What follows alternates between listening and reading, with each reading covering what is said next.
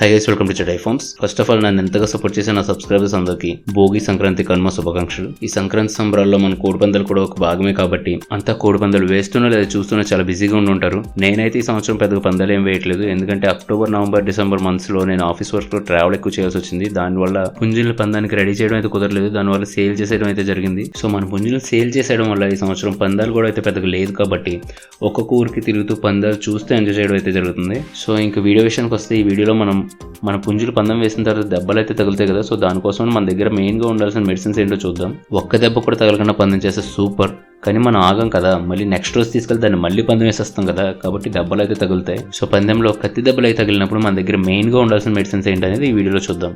So first of all నేను పందెం complete అవగానే సుగండ్రి టాబ్లెట్ అనేది ఒకటి వేసుకుంటాను. ఈ సుగండ్రి టాబ్లెట్ అనేది నొప్పులు తగ్గడానికి అయితే చాలా బాగా యూజ్ అవుద్ది. కత్తి దెబ్బల వల్ల వచ్చే నొప్పులు, అలాగే కౌకు దెబ్బలు తగిలి వచ్చే నొప్పులు తగ్గడానికి సుగండ్రి టాబ్లెట్ అనేది చాలా బాగా యూజ్ అవుద్ది. సో ఈ టాబ్లెట్ వేసిన తర్వాత కోడిని ఎక్కడెక్కడైతే దెబ్బలు తగిలినాయి, ఎక్కడెక్కడైతే కత్తి దెబ్బలు లోతుగా తగిలినాయి అనేది పూర్తిగా చెక్ చేసుకోవాలి. అలా చెక్ చేసుకున్న తర్వాత లోతుగా కత్తి దెబ్బలు తగిలిన గాయానికి ఫస్ట్ మన హైడ్రోజన్ పెరాక్సైడ్ యూజ్ చేసుకుని క్లీన్ చేసుకోవాలి. అలా క్లీన్ చేసుకున్న తర్వాత గాయానికి కుట్లు వేయడం తెలిసిన వాళ్ళు ఎవరైనా ఉంటే వాళ్ళతో ఒక సూది దారం తీసుకుని కుట్లు వేయించాలి. ఇలా పెద్దగా గాయపడిన పుంజుకి లేదా లోతుగా దెబ్బలు తగిలిన పుంజుకి నేనైతే మాత్రం first 1 or 2 days only bread, పాలు మాత్రమే ఇవ్వడం జరుగుతుంది. ఎందుకంటే మనం నార్మల్ ఫీడే పెడితే కొన్నిసార్లు ఆ గాయం సీమ్ పోసే అవకాశం అయితే ఉంటుంది.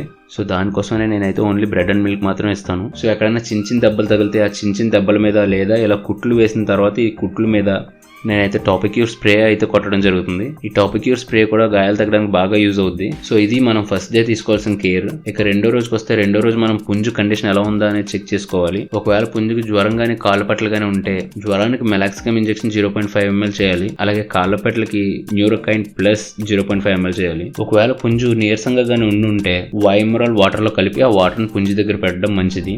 అలాగే డైరెక్ట్ గా నోట్లో వేసుకునే మల్టీవిటమిన్ డ్రాప్స్ ఏమైనా యూజ్ చేయడం మంచిది. నేనైతే ప్రోవి బూస్ట్ అనేది యూజ్ చేస్తాను. ఈ ప్రోవి బూస్ట్ అనేది డైరెక్ట్ గా పుంజు నోట్లో 6 drops అయితే వేయాలి. ఒకవేళ సెకండ్ డే పుంజు నీరసంగా లేకుండా యాక్టివ్ గా ఉంటే మనం ఒకసారి గాయాలను చెక్ చేసుకుని టాపిక్యూర్ స్ప్రే కొడితే సరిపోతుంది. సో థర్డ్ డే కూడా సేమ్ సెకండ్ డే లాగే పుంజు నీరసంగా ఉందా లేదా యాక్టివ్ గా ఉన్నదా అనేది చెక్ చేసుకుని దానికి తగ్గట్టు ఇంజెక్షన్స్, మెడిసిన్స్ యూజ్ చేసుకోవాలి. ఒకవేళ మన పుంజుకి బాగా దెబ్బలయ్యి తగిలి క్రిటికల్ కండిషన్ లోకి వెళ్ళిపోయి కోలుకునే పరిస్థితి లేకపోతే మనం లాస్ట్ ట్రయల్ గా డెక్సాకేర్ ఇంజెక్షన్ ఒక 1 ml చేసుకుని మన వంతు ప్రయత్నం చేయొచ్చు. సో ఇలా ఈ సంక్రాంతి సంబరాల్లో కత్తి దెబ్బలు తగిలి గాయపడిన పుంజుని మనం ట్రీట్ చేసుకునే అవకాశం ఉంది. సో ఈ వీడియో నచ్చితే లైక్ చేయండి, కామెంట్ చేయండి. అలాగే మీకు తెలిసిన వాళ్ళు ఎవరికైనా యూజ్ అవుతుందంటే తప్పకుండా షేర్ చేయండి.